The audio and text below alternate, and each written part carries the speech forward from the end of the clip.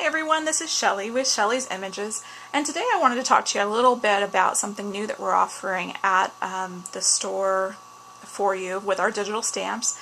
And there's something that I'm calling an invisible line digital stamp. Basically all that is a stamp that's created by printing with gray ink rather than the traditional black ink. And so as you can see on my project, what it gives me is a real soft, muted, natural looking flower for the project. I have my project on a diamond fold card. I think that last week Darlene gave you some measurements for this fun card. We've shown you the diamond fold card at the blog before, but Darlene came up with a size that fits some different envelope sizes, and so I'll be giving you more information about the exact sizes of my project as we go along. Also, something that you'll probably notice on my card is that I'm using the October Afternoon faded wallpaper pattern paper. I love this paper. I wish I picked up about 4 more sheets when I got this. But it has the coordinating paper on the back, and so the colors that I've chosen and that I'll use today for coloring will kind of be these kind of more mustardy yellows, or I'm trying to say a little bit more with the muted yellows for my tulip that I'm going to be coloring. So I'm going to bring in the digital stamp that I've printed. All of the digital stamps that we have at the store can be converted into a invisible line digital stamp.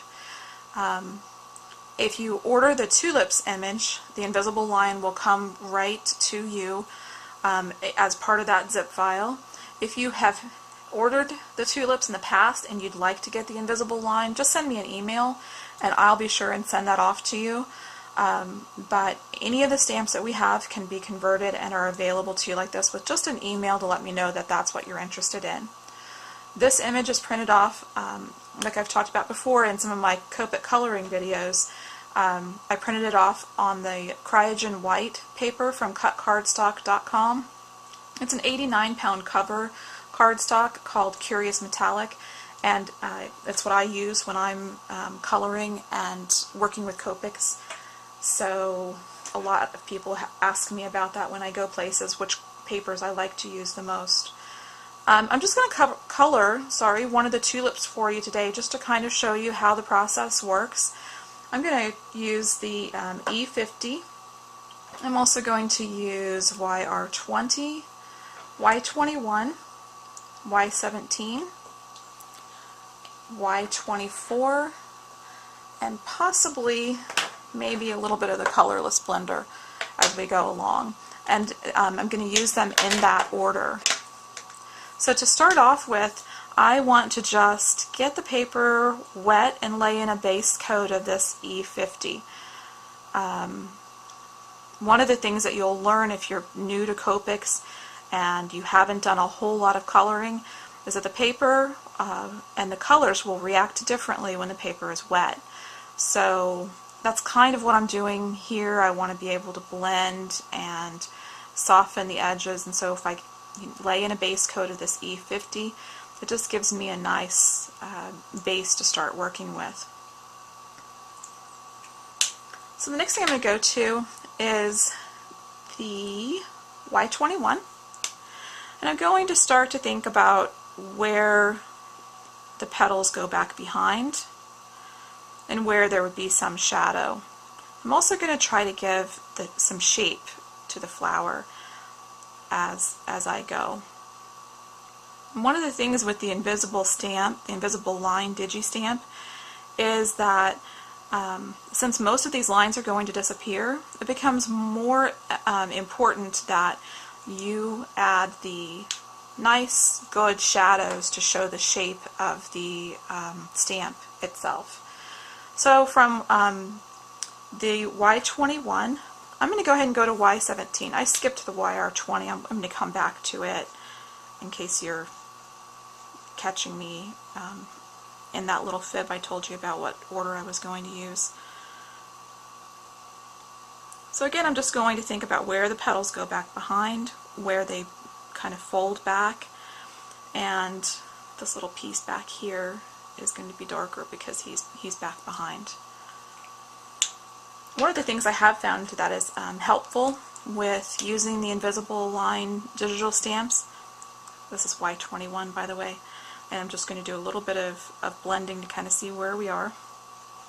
Anyway, one of the things that I've noticed is it's sometimes helpful to have just a regular printed version of the digital stamp in front of you, and that will help you, as you start to color, if you kind of get lost on where some of the shapes are.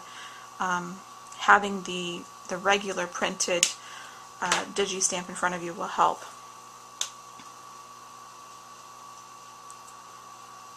And so I'm just continuing to add colors. This is the YR20.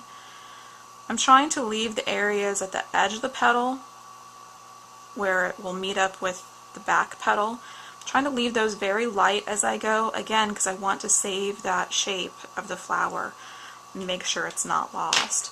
I'm going to come back in with the YR24, and I'm going to come right on those edges that we talked about before, where I want to make sure that I give it plenty of shape since our lines are all gone.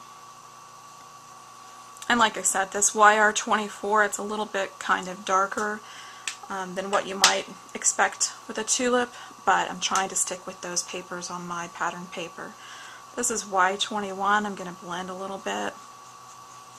And you start to see that as we go, as we kind of keep adding layers and colors, that starts to get to the coloring and the look of the tulip that I'm looking for. I'm going to start to come back out around the edges there a little bit. Go back to my Y17.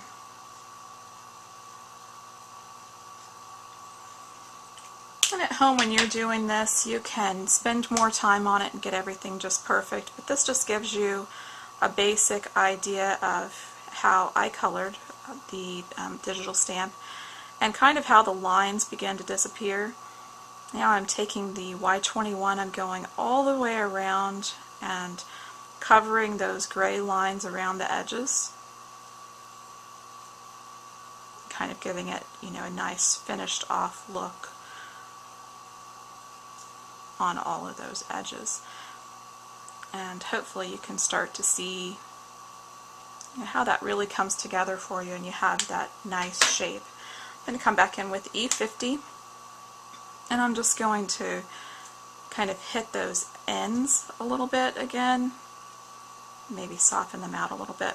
Remember that your coloring is going to change too as it dries, so don't be afraid to walk away from it and let it completely dry. Come back and take a look at it later and see if you need to change any of the colors at all. So I'm going to go on to the greens. I'm going to use G20, G21, G24, YG63, and YG67. And again, these are colors that I chose that I thought would kind of stick close to the same color palette, the same kind of muted colors as the paper that I chose to use. And again, I'm not going to color the whole image for you here today. I'm just going to pick out some parts of it here for you that will show you how to you know, make sure that you have enough contrast between some of those areas to show the shape of it once all these lines are gone. So I'm going to lay in the G20. I think I'll stop there for the video's sake. I'm going to come back in with G21 and again do the very same thing. I'm going to think about where the leaves are darker and try to keep all those boundary areas outlined. It's going to be a lot darker back in here as that leaf goes behind.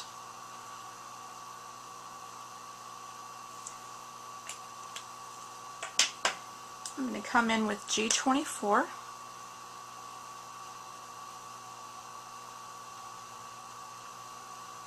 sometimes it looks like there's not a whole lot of difference in the colors that you're choosing, but all of the different colors really give you a different dimension and almost interest to the project. So don't be afraid to use lots of different colors and mix them in there. That was the YG63. And the darkest color that I'm using on my leaves today is the YG67. And so again, I'm going to lay it really closely in here in those areas where that I call the boundaries.